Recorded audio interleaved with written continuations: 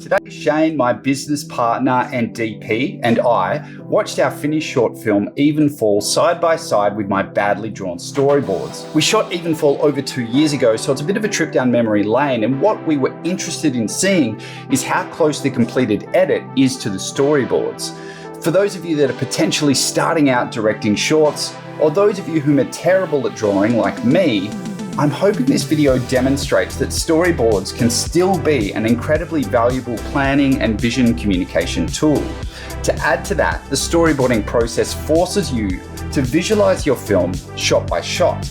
And that process in itself, that crystallization of your film in your head, is something that gives you the ability to have clarity and be decisive on set because you have a clear vision. This is a very raw video. It's not super polished. We just watched Evenfall side by side in real time with the storyboards and then had an off-the-cuff chat to one another at the end. I've put all that together and you can watch it now if you're still intrigued. It should come up there. Oh, it's like for like. These were like the most simple ones I think that I did in the video, but yeah, it still showed me what you were trying to capture, which was good. Well, we should note, so that shot was added. I think we found that angle. Yeah. So storyboards are a good start, but scouting definitely in a location will introduce new shots. Yeah. And on the day. Yeah. Yeah, there's definitely sometimes where, there's a lot of shots that we shot and that we planned that we didn't actually use in the film. So for the most part, I haven't even shown them. Yeah, we stuck pretty close to the boards on this little sequence though. Yeah. Yeah, so this was a shoot through. So we severely stuffed up the first time we shot this scene. We're shooting it at the wrong time. So I've shown and you can see we actually changed the axis from the way I originally boarded this scene. That was from the original boards before we filmed the scene that we stuffed up. So Shane and I went back and after stuffing up, picked the time that we'd shoot and basically, not perfectly, obviously here it's a lot wider in the shoot through, but had a go at essentially shooting through the scene how we'd want to cover it. And then we made storyboards out of this and edited a little sequence together that we could show the crew. Which was great. I remember how much the crew appreciated that. Well, I remember Andy, the AC, just saying, oh, cool, that's what we're shooting. There was no need to struggle to interpret bad storyboards. And then all the storyboards are also always accompanied with a shot list, generally what the probable lens is, the mid shot, close up, medium. Is it the figure or the demon? Yeah. Yeah, there was a few confusing things. Yeah, it'll be interesting when we get to that part. I actually think I prefer the stuff on the left. It's nice the way the light's coming through. I actually think that's a pretty expressive storyboard there. Yeah. She's quite... But you get the idea, right? Your storyboards can be... I've actually blocked out a lot of some of the scene directions outside of the frame. The later ones, you can see it here more now, but you can see how tremendously basic those storyboards are. But it's still, Yeah, well, we knew what we were trying to capture on the day. Didn't miss anything. Well, I think I'm pretty, I think when you're bad at drawing like me, the perspective in the images is very, not taken literally, if that makes sense. It's very much it's a mid shot, but we'll find the mid shot on the location because it's never framed the way I draw quite how I want it framed because I can't draw very well. But it's that description 28mm push in. There's a lot of notes on there. I never storyboarded these because I was not sure what it would look like. And we shot this really quickly because it was pouring with rain that day. Yeah, we shot that plate in my backyard. Yeah, it sticks pretty close. Yeah, that was the thing that I sort of realized. Like, again, there's shots we planned and then we shot that we didn't use. I think that push in there was on the day, like as much as there's a close-up planned of me. I think that was an idea. I think you might have been like, oh, this looks really nice. Let's do a push in on the 50. Because then that's a 35 there, I'm pretty sure, or a 28. Yeah. And that other one is a 50. That's Pemberton, beautiful. Yeah, just drew and given up. Yeah, Just so wrote. you can see, like, as Dean said, the drawings aren't fantastic, but it certainly tells you enough, and it's just such a good guide to... Yeah. I think it would be confusing if not paired with the shot list as well, to just tick off. Yeah. I think that's a really important partner document to have with... the elevating shot that didn't get storyboards. used. Yeah, there was a couple of shots in there. We did that from a few different spots. I thought that shot actually worked too. But that's all right. Yeah, sometimes it's continuity, you know. It's like something just doesn't cut because you're not moving quite the same, and you know, that's why sometimes you just need to do multiple takes just to hopefully have the chance that, you know, you move the same way, that little intercut. Sometimes it's little things that stop shots from intercutting. Yeah. But yeah, this was all interesting. This is all, it's pretty to the, you know, to the shots, but I can imagine it would be very different and clear, you know, if you had a real storyboard artist. Definitely. And I think it's Dean is the kind of person that likes to I guess totally know what he wants to get on the shoot, and that's where these storyboards come in handy. Yeah. Other directors might be a bit more like, like let's kind of have a shot list instead of storyboards and see what happens on the day. Yeah, I think for me, because my process is when especially if I'm writing it, I'm seeing the shots, you know, how I imagine it. And so it's about, okay, finding locations that can match that as well as possible. Yeah, this scene still gets me. In terms of a lighting perspective, if I had my time again, I would have got an auto pole up in the middle of the room and put a couple of kinos inside as if it was coming in from the window. Yeah, if I had my time again, I'd put wallpaper or paint the room darker.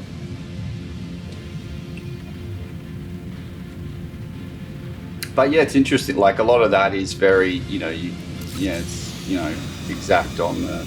So with the storyboards, I didn't draw like every single shot. Like if I used a shot and then it cut away and then cut back to it, I wouldn't draw the shot again. I'd be like, here's the shot. And I didn't draw every movement within that shot. And Shane and I would just discuss it.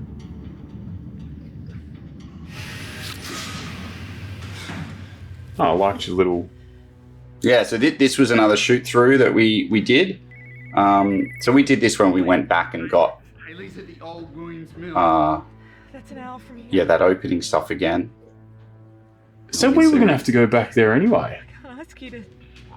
get this stuff. Yeah, we must have. Or did Yeah, we do 'cause- this earlier? No, we did it later, right? Yeah. Yeah, so we were always going to go and do this, but we Then we- weren't going to go with everyone. I think we were just going to go with Gemma.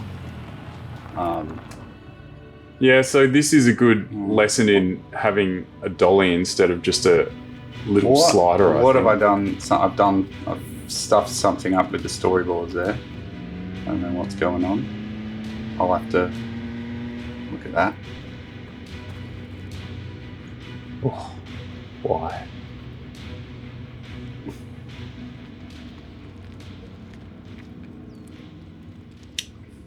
So we were getting confusing because what we said is whenever Jack's in the astral, he would have filters and it would be shot at 27 FPS. I don't think that quite worked as a thing. It probably wasn't needed. It might have been better to shoot it's at too close to 24. Well, it might have Like, been better to shoot at 22 even, just so the action bits were a bit more intense. Yeah. Because I ended up speeding up some of that stuff in post anyway. Mm. Yeah, so in hindsight, I would have changed that. But I did like that. So we shot with, I think it was a 1/8 Pro Mist for everything normal, and it was a half or a... Yeah, was it an eighth and a half? Yeah, it was. I think it was a half. Wasn't Pro any more Mist than a half for the Astral. And it might have been better to use totally, a glimmer glass or something totally different. But yeah, or just not use the Pro Mist at all for the normal stuff. But yeah, it is interesting watching this. How again, they're pretty basic, right? But here, framing is quite off, but the description, but the general sequence is there. Even if we choose to go tighter or wider on the actual shoot, here we've gone wider before we went tighter. But that general sequence of shots. Yeah, wow, that's really close. Yeah, is all kind of there. Him coming up.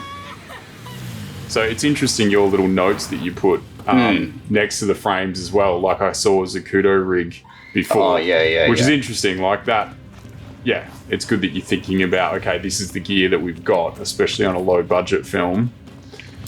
Well, I think so this is how we achieve it. I think no one would have a clue what's going on in these storyboards if I didn't have little notes around. Yeah. Because they are so basic.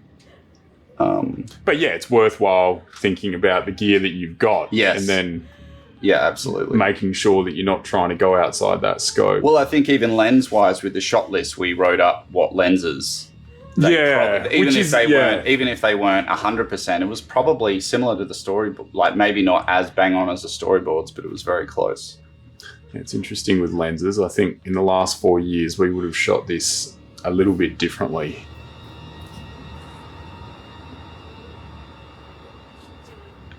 Yeah, well, I think that's also the thing, right? You want to come out of every project like going, oh, I would have done that differently. I do this now, I do this now. Otherwise, you're not learning anything.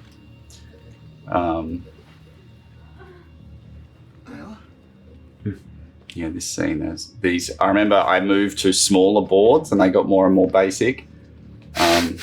Because I did this whole extravagant storyboards for an imaginary location, and then when we actually found the location, I re-storyboarded everything. Now in here, I think these shots from the side, I don't know that they were 100% all boarded. Maybe we shot listed them or we chose to add them in at the location. Yeah. It was more just front on. I remember moving the camera around behind the guy with the knife, and it was like, oh, that shot's cool. Yeah, with the knife in the foreground. Yeah. So you can see those, it's a lot of, like, I've only storyboarded a shot once, like Ayla from the front here. That was added from... That was a necessary addition. Yeah. But yeah, and then this whole bit was, well, we added that closer up shot of him hitting the ground, but...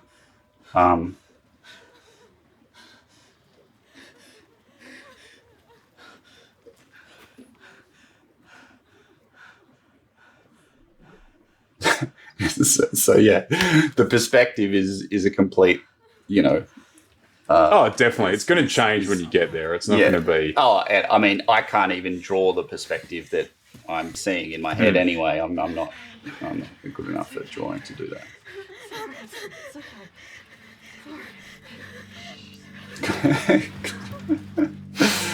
It's written them. Yeah, it's an interesting part, that one. But you get the idea. That's all there. So this was another shoot through. This was the cruisiest shoot because we just planned it to a T. Shoot throughs are very handy if you've got access to the location. Yeah, access to the location, and you can get who you need to be there to do it. Yeah, I find them way more informative than storyboards, obviously. Oh, yeah, well, you're physically in the space. Yeah. So that was a shot I think I added after we did the shoot through. I was like, oh. I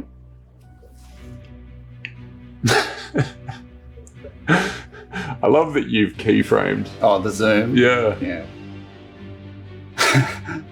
Hang on, so is that kid missing or? Yes, that's a missing. It's a missing. Missing. Yes, it's missing. All right, that's the end. Yeah, but looking at that, it's pretty like it's probably 95% or more to the boards. With a few, except there were shots planned and captured that we didn't end up using.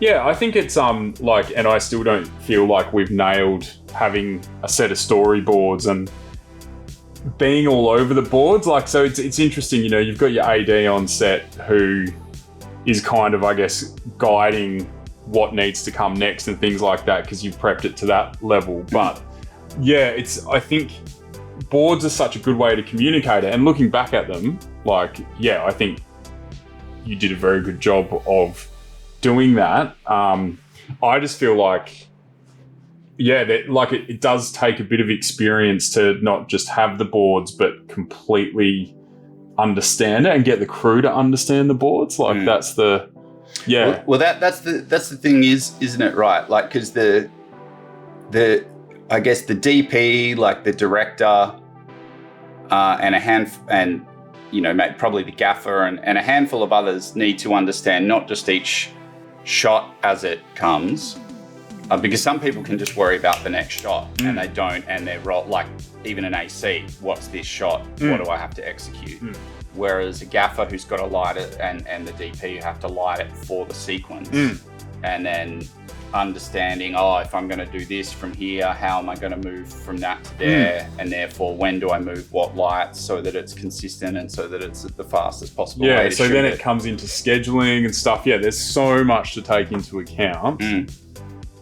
Yeah, from the storyboard. So yeah. And what did you find? Like the shoot, that was, I think, the first time we kind of we've scouted on plenty of things, but that was the first time we did the shoot through as a storyboarding tool, editing a little thing and making storyboards. I actually think the boards are really good to refer back to, but I feel like it's all, so they're a great first step in the process, but I feel like then it's the scheduling and things like that that is possibly a bit more important than the boards. Yeah. Like, so the boards are, Till then. Oh, yeah. Well, I feel like the boards are really good for communicating, I guess, the style and how you think a sequence is going to work. Obviously, it'll change in editing, but I feel like you need to have the preparation in terms of scheduling and stuff is kind of more important after that. Well, it's the whole thing is the boards give you a clearer idea of, okay, what do we need to achieve that? Yes. How long does that take? Yeah. Otherwise, you're just scheduling out of like faith or luck, or exactly. You're just, we're allocating this amount of time for this many pages or whatever. So it's interesting with the boards because, you know, looking at that, like we got fairly similar, but obviously the boards aren't going to be exact to what you're going to shoot because, as you said, the perspectives are all different and things like that. And even if you're good at drawing, it's going to change. But I feel like once you get beyond the storyboard thing to communicate, it's really good to have them on set as a reference, but don't take them like then I find on set that then having the shot list and knowing within the schedule the shots that you're meant to get, that's then kind of what I would much prefer to look at.